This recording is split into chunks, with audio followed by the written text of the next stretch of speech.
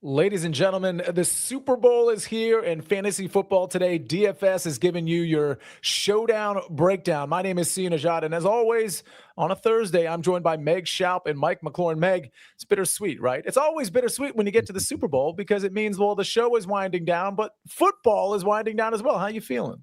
Yeah, I always get sad about that. Sad it's my last show with you guys. Well, I'll be joining you guys Sunday morning, obviously. Talk some obviously props and picks for the big game. But yeah, sad this is our last show of the season. But like I said, I'll be just telling you guys all of golf season and ready to join you guys back in September. That's right, Mike. You and I were on the early edge giving out some golf picks. So for those of you that don't know, we do the early edge every Monday through Friday at 10 in the morning. And Mike, we do have the special show. We got the prop show coming up later today with the special show at 10 o'clock covering the Super Bowl, where we're going to be talking about a lot of the players we're talking about today. But Mike, I want to start with this because when it comes to Showdown, I do feel like people look to you on slates like that, especially because Showdown's intimidating to a lot of people. So before we get into anything, in terms of this game, is there anything you want to recommend to maybe the newer Showdown player or just the Showdown player in general to reset them for a one-game slate?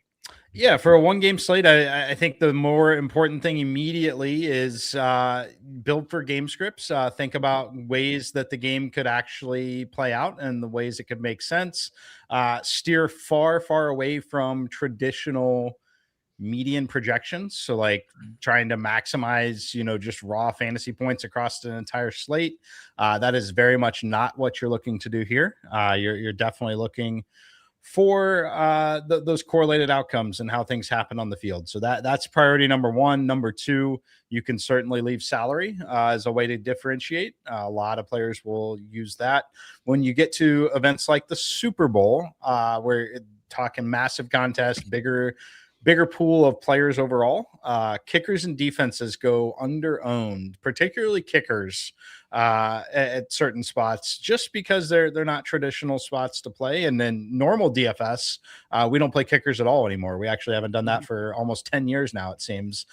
So you get to have kickers back in. Don't forget about them, particularly in a matchup like this. Yeah, I mean, we had Larry Hartstein on the early edge this morning saying he wouldn't be surprised if each team had two successful field goals. You had the extra points, and maybe those kickers are outscoring some of the lower tier players that might not get some volume. Let's look at the sort of the game setup real quick because there are some things to discuss. We got the Seahawks -4.5. Of course, versus the Patriots, 45.5-point total. Sunday, 6:30 is your kickoff, and the wind and rain shouldn't be an issue, although there's a small chance of rain. Winds down 7 to 10 miles per hour. A spread is tied for the largest in Super Bowl in the last 15 years, which is interesting given that it's only 4.5. There are some injuries to take note of. Possible injuries. Drake May, shoulder, full participant in practice on Wednesday. He should be fine, but it's something to at least look at. Robert Spillane, ankle. He says he'll play. We'll have to monitor him. That's certainly a big cog in that Patriots front seven. Seahawks, Ward suffered an ankle injury yesterday at practice. He walked off under his own power. We're going to have to monitor that. Certainly not, that's like, I don't know, maybe the last player you want injured, given how this team sets up defensively. But hopefully he ends up playing and is a full go. Meg, are you factoring in any of these injuries? In other words, what you see on the screen right now, is it affecting your Showdown analysis, your prop analysis, your game analysis? Not really. Unless for some reason something got massively downgraded. No, at this point, especially with May being a full participant, all these guys at this point of the year are playing through something, right? So, it is interesting that Ward just suffered an ankle injury in practice, and hopefully he's okay. But yeah, it's not downgrading anything for me right now. All right, Mike, any commentary on these injuries, especially as it relates to Drake May? Obviously, there's a lot of people who think Drake May's rushing yards, that he's going to exceed that he's going to have a lot of design runs. It's so speculative, but do you go into this thinking, hey, maybe they're going to curtail the runs a little bit because they don't want him to get injured. They don't want him to aggravate an injury. Does that factor in at all for you? Not at all. It's never okay to get hurt and intentionally get hurt, but there's absolutely zero cause for any sort of caution with any player when the Super Bowl is on the line. The Super Bowl is more important than any individual player's health, frankly, unfortunately, but it's that way for the player too. Like there's no consideration of future value to Drake May when the helmet is on and the play is live, right? I'm giving everything I've got. It is the ultimate goal, the ultimate dream for every single person on the field to win this game. And to have the opportunity to do it when he's so young and healthy and able to recover a little quicker. Yeah, I have zero concern about Drake May.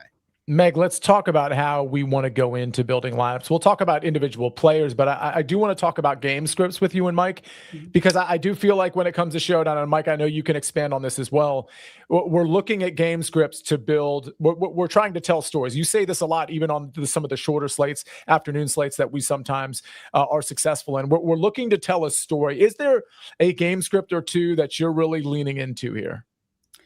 Yeah, I think obviously, like most people, I do think this game goes under. I do think it's going to be a close game, and it's going to, go under. I think it could be very much a field goal fest. So when Mike mentioned, kickers and defenses are under-owned, well, I'm massively bumping up the kickers in this one, especially Jason Myers, with a little more experience. But I'm honestly, both kickers, I think I'll have a lot of exposure to. So yeah, I am definitely telling the story of the low game, low scoring, close game, heavily, could be slugfest, could be a lot of field goals that we see. I liked Larry's pick today on the early edge, and I think we could see several field goals in this game. So I'm really going to heavily lean on that in my storytelling, which, like you said, is so key on Showdown. Mike, when people are approaching Showdown, I think the average Showdown player, and again, not the 150 max, which I know sometimes you do, or at least you go 100 and 150 max. I think the average Showdown player for the Super Bowl is probably entering like maybe 1-3 max, or, a few single entries, maybe getting 3 or 4 lineups in there. And I wonder how many game scripts for that person that you'd want to build for. In other words, are you building for like a common or like a typical game script like Meg talked about for most of your lineups? Or are you kind of doing, if you're doing 5 lineups, like alternative game scripts that really aren't super popular, may not come into play here? Yeah, I think it definitely depends on your goal, which is always funny to say, but it is true. Like, are you really satisfied with a min cash, or are you only satisfied with, a top, 0.1% outcome? Are you only caring about winning a large sum of money? If you only care about winning a large sum of money, you should have, if you have 5 lineups, you should have 5 different game scripts, and at least 3 of the 5 should be contrarian viewpoints to what should happen. But the thing that most players get wrong is they make a contrarian stance on, okay, I've got this lineup, but instead of playing someone else, I'm going to play Jake Bobo in it, or Austin Hooper instead of there, with no concern for the correlation and what is required for that to pay off. So you don't get cute just to get cute and swap a player here and there. If you're getting to contrarian viewpoints, make that contrarian viewpoint make sense. As Meg likes to say, tell the story. You've got to be able to tell the story. So in the instance that Austin Hooper gets in the end zone, what does the rest of that game look like, right? So that's priority number 1. The only other advice I would recommend would be, if you would generally play, 1 or 2 or 3 lineups, and you're playing a higher than $1 price point, I would offer that now is the perfect time to drop down in stakes, keep your buy-in amount the same, and play more lineups. That's exactly what I would recommend. I mean, you could play, there's 150 max contest for 50 cents. There's a $1 that only allows 20 entries. So the perfect example there would be like someone playing a $5 that plays 3 to 5 lineups normally. Play the $1 with 20 max, and you can max it just to the exact same as your competition. And then you can really start to play and build some of those different game scripts. That's what I would recommend here, more so than a normal 12 game slate. It's less overwhelming because you've only got 1 game to manage. We've got known injury news. So you've got between now and Sunday to really go lock those positions in. There's absolutely no rush here. All right. Are there players, Mike, where regardless of the game script, whether it's a contrarian game script or a just a standard, maybe low scoring, whatever your game script is. We'll get into that in a second. Are there players you're going to have in your lineup no matter what? Yeah, definitely. I will. I'm going to be playing a big mass multi-entry set, so I'll have exposure in some capacity to a large chunk of the field. But just like everyone else, I'll tell you where I will be relative to everyone else. The positions at captain that I will have the most of, Drake May. I'll be above the field on Drake May. I'll be above the field on Sam Darnold. So both of the quarterbacks I'll be above the field on.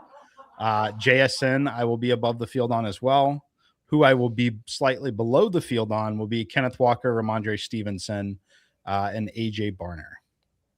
Okay, so let's talk about Drake May. What does a Drake May lineup look like? Are we have him in the captain position in most cases, and if so, what is the rest? What's the story you're telling with maybe one of your Drake May lineups? Yeah, so Drake May lineups here. I'm going several different directions, but one of them is essentially Patriots win the game or get close, right? So I've got them in a tight competitive battle. I think my favorite Drake May lineup right here is actually Drake May, Stephon Diggs, both defenses, and Hunter Henry. So what we're looking at there is a tighter, lower scoring game that the Patriots sneak out a win, and they likely sneak out a win because Drake May has the touchdown pass or the rushing touchdown and still kind of gets there with his rushing floor. And the Seahawks side necessarily doesn't. So that'll be a very contrarian viewpoint and a way to play Drake May there. The other thing on defenses I would recommend and remember is defenses start the game at 10 points. Defenses start the game at 4 catches and a touchdown. So that's something to consider. They obviously lose points and can lose points relatively quickly, but they do start the game with a solid performance relative to their price point. Meg, talk to me about, because we're getting, and this is just going to be a free flow type of show. I mean, not a ton of structure. We got the one game to talk about, but we just heard about Drake May. I like playing, being over the field, if you will, on Drake May, having Drake May in my captain spot as well. Do you have any favorite captains you want to talk about, and maybe with that, a theme with a lineup? Yeah, I'm with you guys lockstep that I want to be over the field on Drake May and Drake May in the captain because of that rushing upside, right? As far as other captains, I really like JSN obviously is kind of my other chalky captain, so to speak, but I actually like a couple of contrarian captains and kind of one on each side. Hunter Henry is, tight ends are a way to attack the Seattle defense. I like Hunter Henry. And by the way, haven't had a ton of success in the last 5 years in Showdown, but I did chop a Showdown in the 2021 Super Bowl, or I guess Super Bowl 55, 5 years ago, Bucks, Chiefs, and it was Rob Gronkowski, 2 touchdowns in the captain that allowed you to jam in a lot of other fun stuff. I think Rob Gronkowski was cheaper than Hunter Henry is, but same kind of idea. I think he's going to be very low owned in the captain, a very contrarian captain, but one that, either 1 touchdown and racks up some catches and yards, or somehow like a 2 touchdown game could be pretty fun and allows you to still do plenty in the flex. So Hunter Henry, and then Cooper Kupp, who I mentioned on the early edge today, just leaning into that veteran presence is another contrarian captain. I'm not saying he's going to get a second MVP, but I do think he could be leaned on heavily as that veteran presence to either rack up some catches, or maybe he does find the end zone again here. He already has once in the postseason. So those are my 2 contrarian captains. So, there's a couple responses I have to this. One is I kind of like where both of you are at with respect to how you're going to build your lineups, because I'm honestly not that big on, and I don't think I'm breaking news here, but I'm not that big on the running game for either of these teams.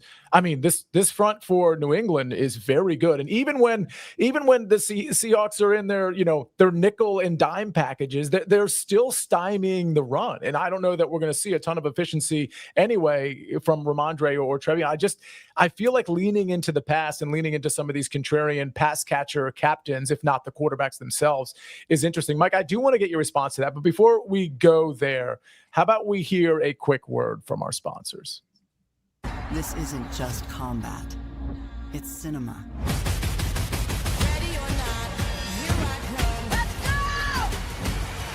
Are you not entertained? The new home of UFC, Paramount Plus.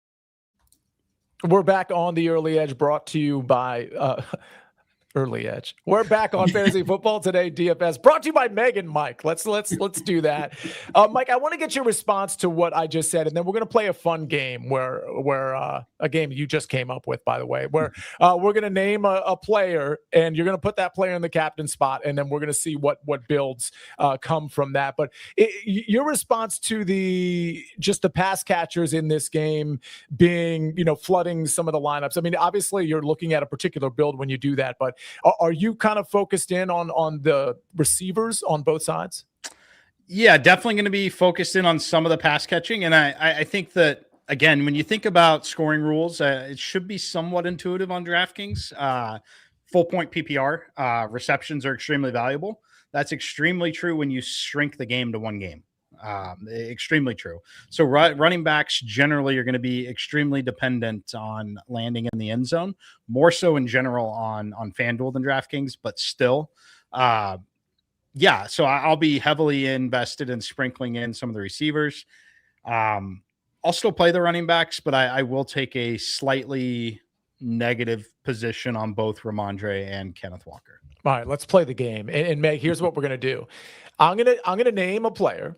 And Mike's going to give out a lineup or variations of lineups. Yeah. You're going to tell me whether, Meg, you're in or out on the lineup. And don't feel bad about hurting Mike's feelings. You just your preference. Are you in or out on it? So I'm going to start Mike with Meg's guy, Hunter Henry.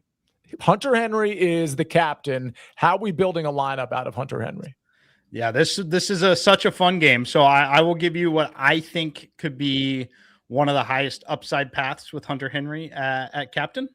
I'll give you two of them. Number one, it's Hunter Henry captain, and then a Sam Darnold double stack. Drake May is also in the lineup. I won't give you the last piece. It's a cheap piece. You'll have to figure it out. You guys can sprinkle in the very cheap piece. But it's Hunter Henry, Sam Darnold, JSN, Rashid Shaheed, Drake May. It's the Drake May double, but Hunter Henry in the captain, because Hunter Henry has caught the 2 Drake May touchdown passes, as Meg was kind of referencing with Gronkowski. So a Hunter Henry captain, a Darnold double with the 2 electric receivers in Shaheed and JSN. Now, let me ask you this, Mike. Are we necessarily, because I feel like when you involve the pass catchers, you don't involve the defenses or the kickers.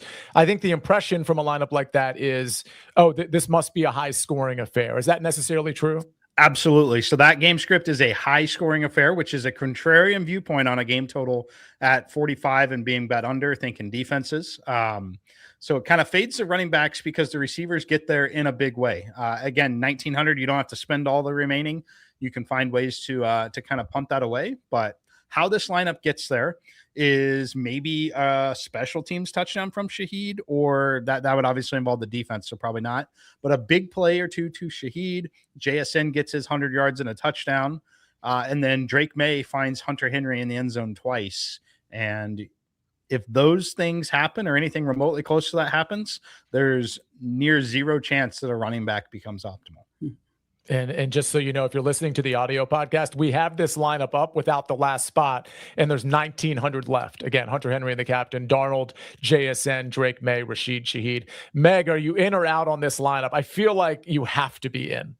Yeah, I'm in because it tells like Mike said, a contrarian game script, and it very much tells a story, and I absolutely love that. That's why there aren't any running backs in it. It's very concentrated where he has it. So absolutely, definitely in on this one.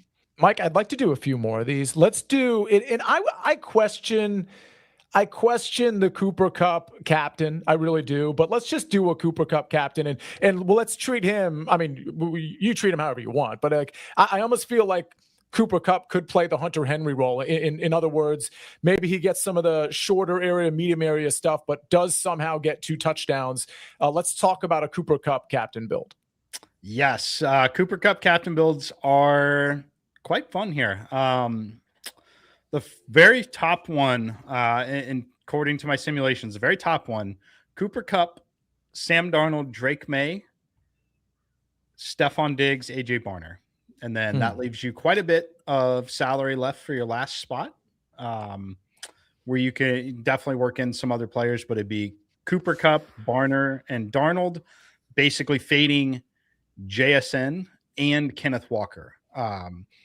And intuitively to me, that makes sense as well. Again, these are coming from the computer and the simulations. In order for Cooper Kupp to really be the optimal captain, he's going to have to score a touchdown, no doubt. Maybe two, but if not two, he's going to have probably 50 yards, at least 4 catches. If he's the optimal captain, I don't think the game can get silly enough to where the price points on Walker and JSN are just truly absolutely needed.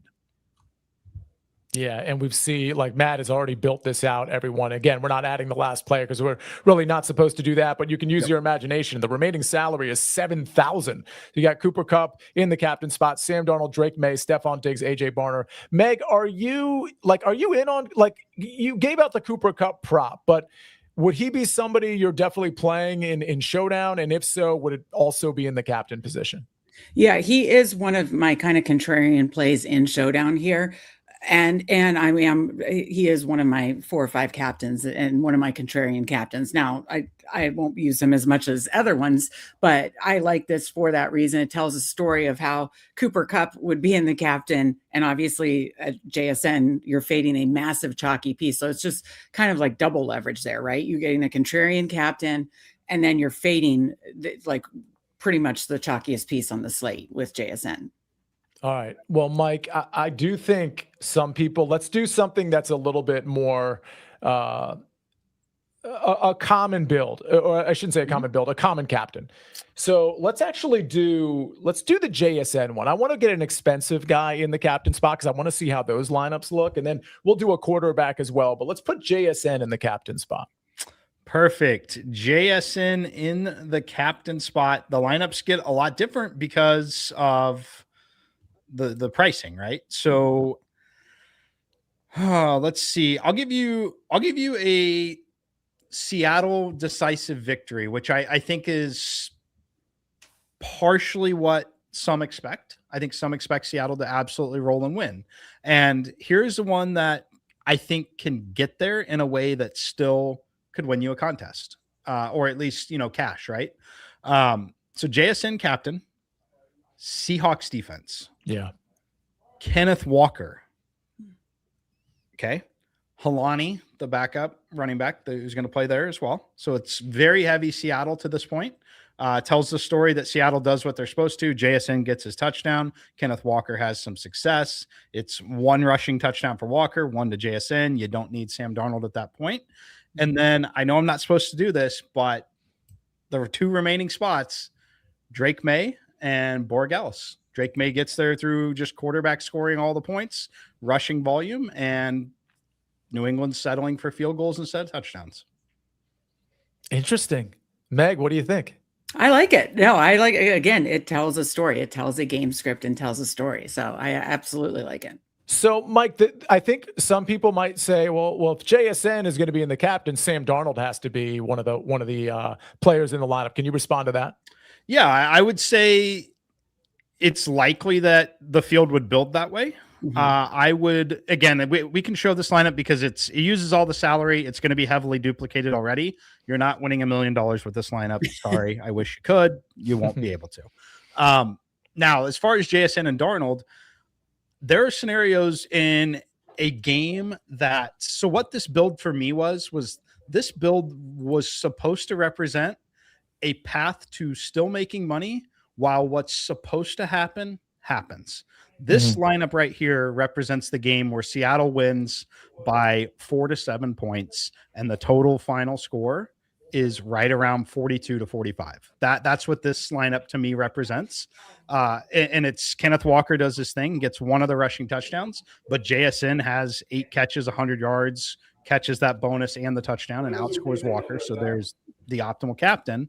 But Darnold doesn't do enough to be in that spot because Drake May gets there and exceeds Darnold's production because of the rushing upside. So that's why here the average JSN lineup will absolutely stack Darnold. It's not incorrect. There's a lot of correlation, obviously, between the star quarterback and the star receiver. To me, this is the alternative way to play what's supposed to happen happens. and give yourself a shot to still make a little money. I want to do one more of these, and then we're going to just, Meg and Mike, we're going to go back and forth in terms of your most likely captain plays, some of your contrarian plays, value plays you like, because there's certainly a lot of receivers we haven't even discussed, especially on the New England side. But Mike, speaking of common builds, people want to build with Drake May or maybe Sam Darnold in the captain, but let's talk about a Drake May captain lineup. Perfect. Drake May captain lineup.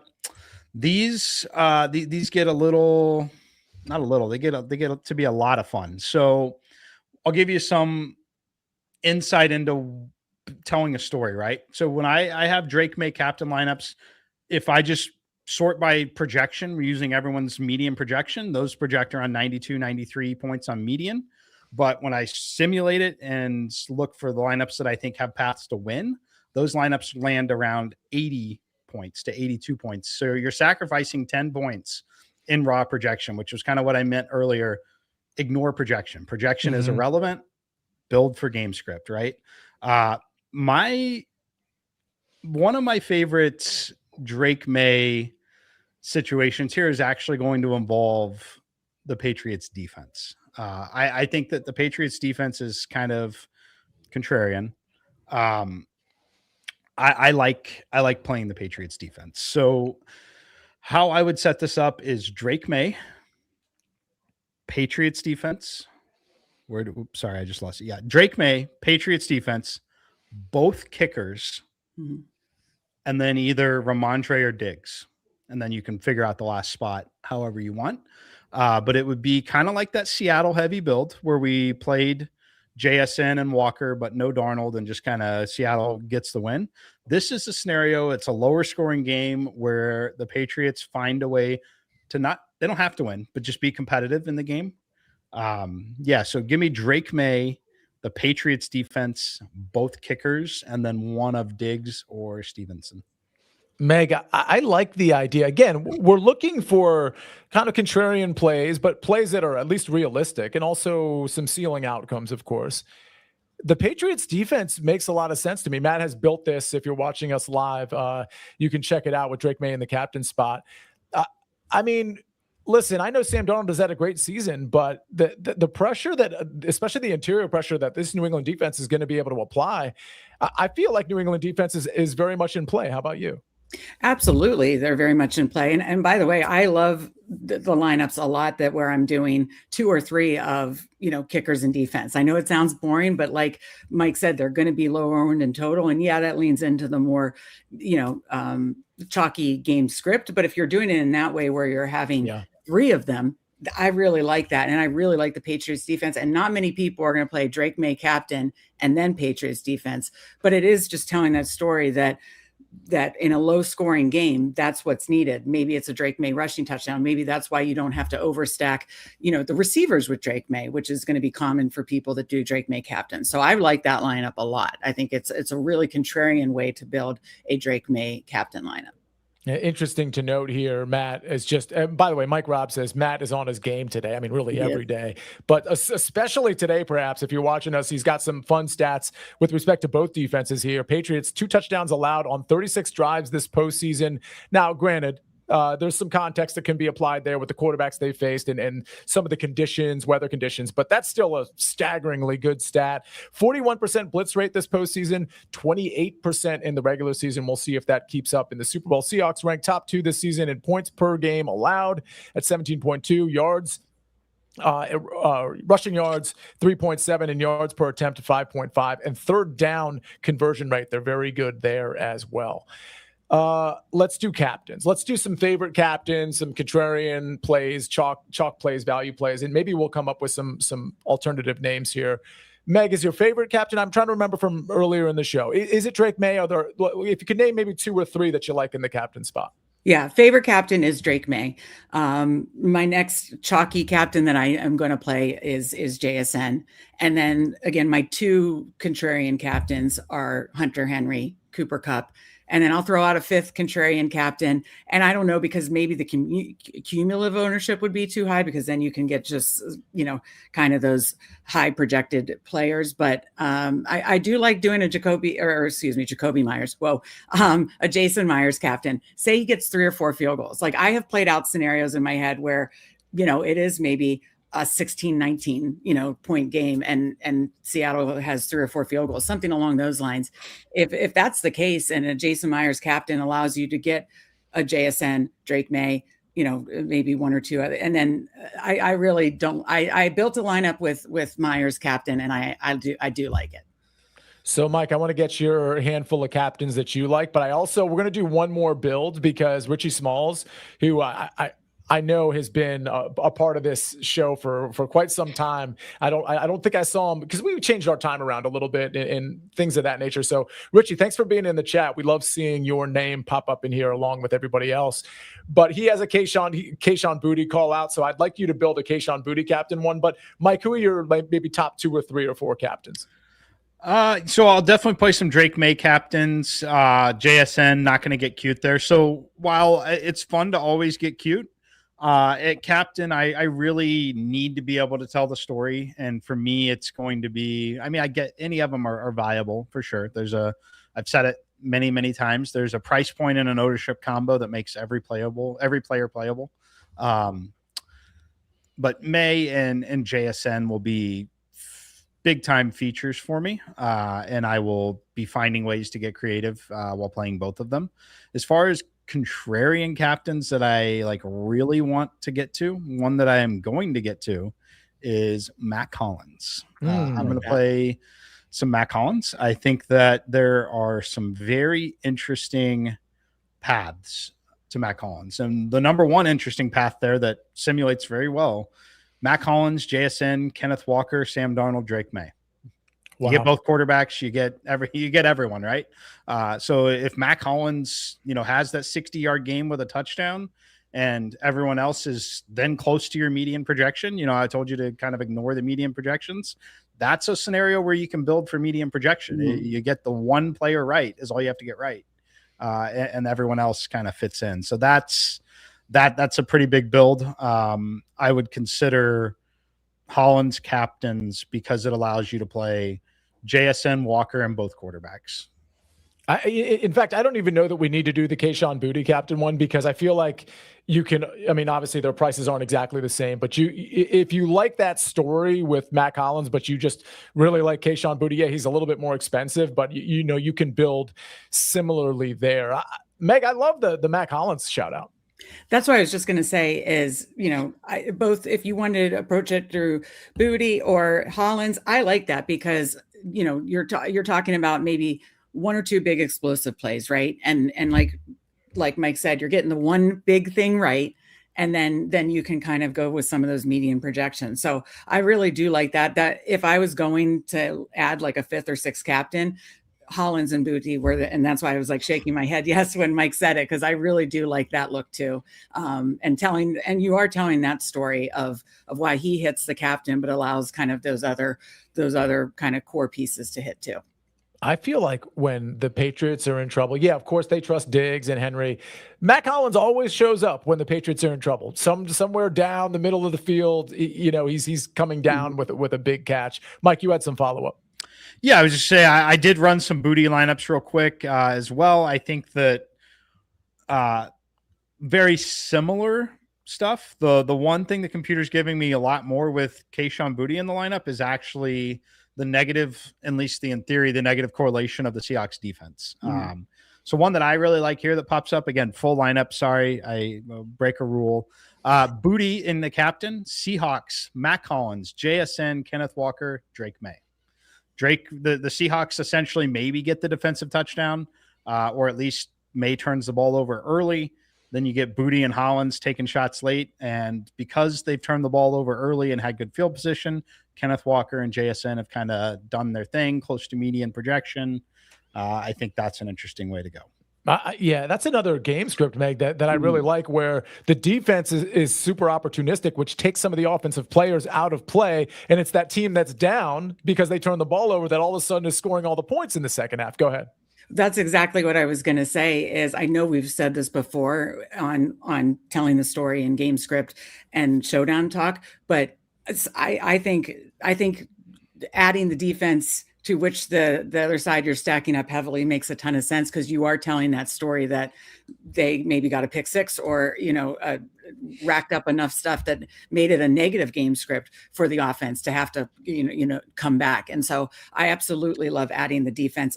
If I'm doing a Patriots heavy lineup, I'm not afraid to do the Seahawks, or a Drake May captain, not afraid to do the Seahawks defense, and vice versa with the Seahawks and the Patriots defense. I think I actually like that. Especially in this particular game. This doesn't that analysis doesn't fit for any Super Bowl matchup necessarily. Right. These two defenses are so opportunistic. And again, we can't pretend like Sam Darnold is some Hall of Fame quarterback all of a sudden. He could have a bad game, and we know Drake May could have a bad game too. He's had some bad games against good defenses, holds on to the ball a little bit too long, may try to do too much stuff, and could absolutely turn the ball over a couple of times, if not more. All of that is absolutely in play. Check out Matt. Now he's just showing off the QB comparison this postseason. He's got this chart up. This looks absolutely beautiful. Smash the like button for Matt. Always, if you can, give this show a review as well. And not a lot of people take the time to give show reviews, but now's probably one of your last chances on the season to do that for us. It takes about 5 seconds to hit 5 stars and maybe make a couple of comments about why you like the show. I don't know. Before we get out of here, is there a value play? We already kind of talked about chalk fades a little bit. We talked about maybe fading the rushing game and things of that nature. Is there a value play, Mike, that you're leaning into? And then, Meg, I'm going to ask you the same question. Yes. I can't believe I'm going to say it and do it, but I might play a little Travion Henderson. 3,800. I know that we've talked at length about the role kind of diminishing. I think that was more of a product of the 2 game environments they're playing in outdoors in the cold and nasty weather conditions. Now they've got additional time to kind of scheme some things back in. So a little Travion Sober, however you say his name. He's the cheap tight end for Seattle. His price point is only $600 on this slate. Very likely looking at a 0, but 1 catch. And where he would potentially be used is actually in the red zone, so high value target. He's very likely to either score 0 or 6. So he would be someone that I would consider. And then the same could be said for Austin Hooper. Just there's a scenario that he's on the field and the decoy in the red zone that doesn't get the attention. Yeah, and that's Eric Saubert. I don't think it's I like that we went with the French pronunciation. Maybe it has French origins, and that's how we should be pronouncing it, though. Meg, how about a value play that you're willing to play? I'm not really going to go down that low, though. I should do at least one Austin Hooper. If I'm so invested in Hunter Henry, I should do at least one Austin Hooper lineup. I think the lowest I'll probably go is Mac Hollins. I really do like Mac Hollins to have an explosive play or two, potentially to get that long touchdown. So Mac Hollins is my cheap play that I like. All right. Well, I don't know. Again, I thought the value in this show, Meg and Mike, was kind of going through the game scripts, but more importantly, going through like, how do these builds look and what's our reaction to them? I mean, I thought that we probably went through 5 or 6 builds ultimately with different people in the captain spot. And Meg, I think the value of that is you get to show why you're telling that story, because I got to be honest, some of the lineups Mike was talking about, when he first said it, I was like, ooh, what's this story? Like, how do you tell this one? And then he told the story. So to me, being able to tell the story, but also being able to tell like a contrarian story that's actually realistic is how you play Showdown. Yeah, I wanted to follow up on that time that I chopped. It was not only was it Gronkowski and the captain, Brady, old playoff Lenny, and Antonio Brown. It had both the Chiefs' main targets without Patrick Mahomes. And so don't be afraid to play, 2 Seattle pass catchers without Sam Darnold, especially because he doesn't run. And Patrick Mahomes, does scramble in the postseason. But that particular game, they racked up catches. And like Mike said, especially on a PPR site, both Kelsey and at that time, Tyreek Hill racked up catches and yards, but they didn't find the end zone. So therefore Mahomes wasn't optimal.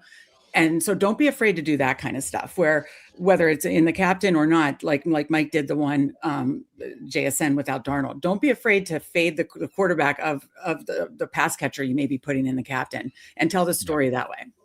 Mike, go ahead. Yeah, I would just say, to that point, when you're not playing Darnold with JSN, you are playing Drake May on the other side. It's just the scenario that Drake, because of the rushing upside or just the way things land, that the touch, he outscores them by, in these games and these slates, it may be half a point, but half a point may be, 5x difference in your payout.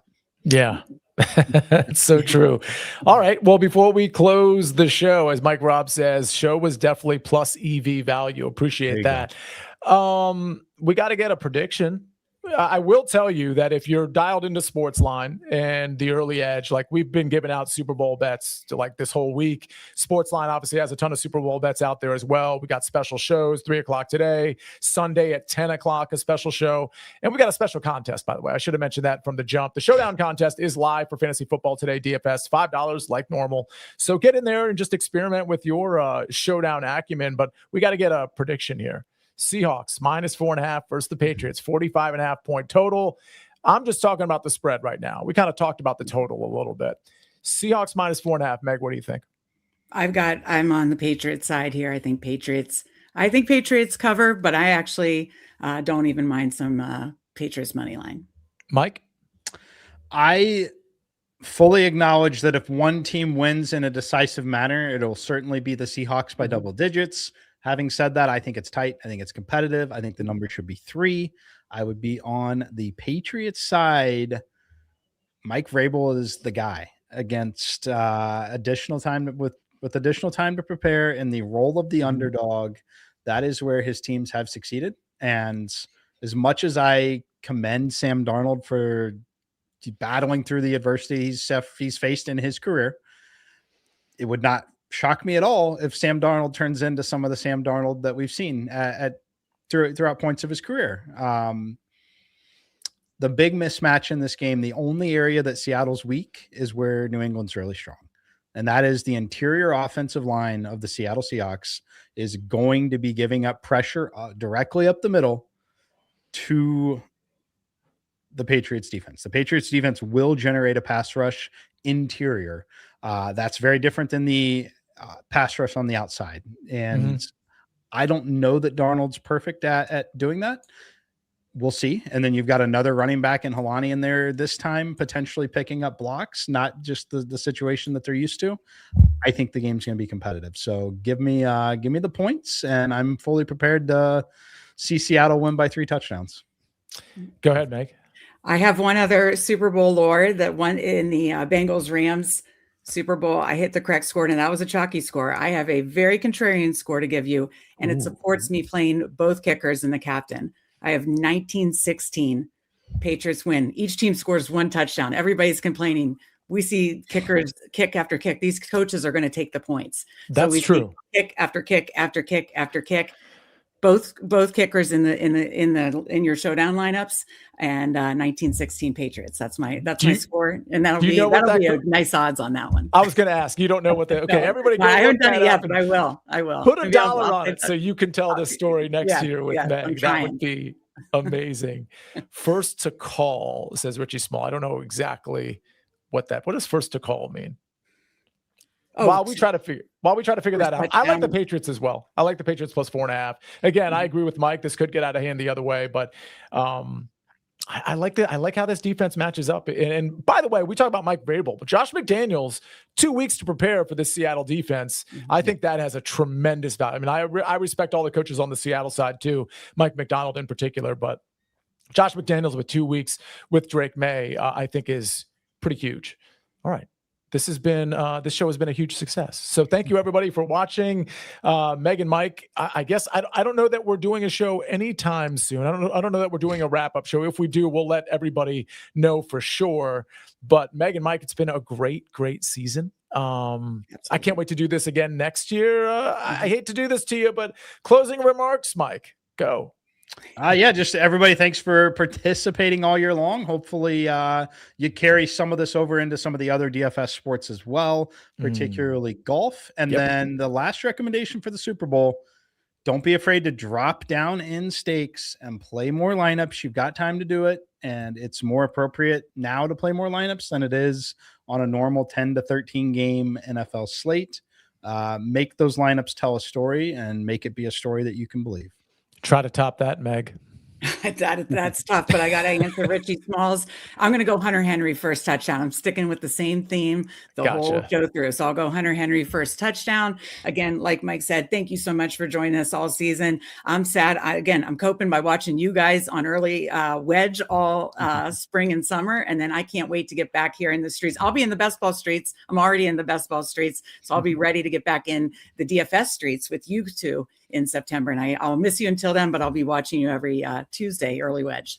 I will tell you, if you're doing NFL DFS and you haven't done PGA DFS yet, it's not the same. It's not a 1-for-1. It's like ownership is way more important in PGA DFS to note and to counter. But I think PGA DFS is even more fun, which I can't believe I'm saying that on this show because this is incredibly fun. But I don't think anything beats PGA DFS in particular. So if you're wanting to play DFS and you just don't like NBA for some reason or some of the other sports out there, I promise you PGA DFS is the funnest sweat that you will have. So come over there, come over to the Sportsline Discord. Mike and I might have a carve out show, quick hitter show that addresses PGA DFS. Right now, the early wedge mostly just discussing and addressing betting, but stay tuned for all of that courtesy of Sportsline. Thank you for fantasy football today. Thank you for being dialed in on this channel as well. Thank you, a huge thank you to Matt because he has been absolutely incredible with really everything this entire season. Join our contest. It's the last contest of the year. Thank you, Mike. Thank you, Meg. Ladies and gentlemen, we'll see you very soon. For now, we're out of here. On behalf of Fantasy Football Today, DFS, having a fun and profitable Super Bowl.